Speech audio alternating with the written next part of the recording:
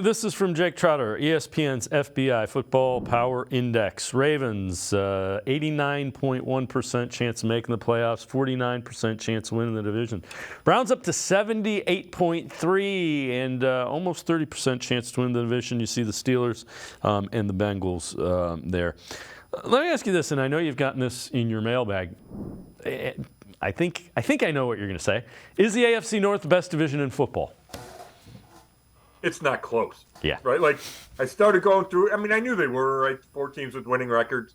Heading into yesterday, it was, everybody was at least 2 games above 500. Obviously, the Bengals lost. All 4 were positioned to be in the playoffs, and I think that's still the case. So you have that part of it.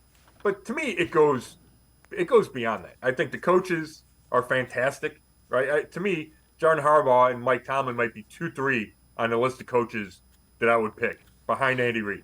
I think Kevin Stefanski, we just talked about him, I think he's underrated.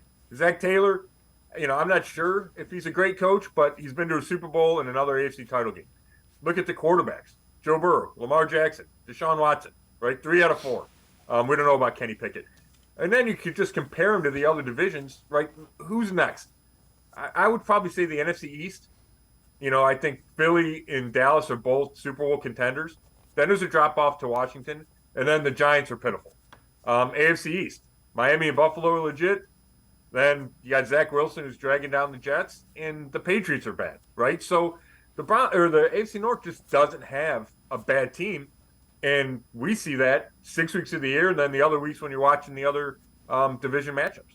Yeah, and it figures into everything because you got to play those 2 teams twice. There is not a breather. I mean, Browns are getting ready for the Steelers, and the Steelers are finding a way to just win football games. It hasn't looked pretty, but they're finding a way to be 1-0 when they need to be.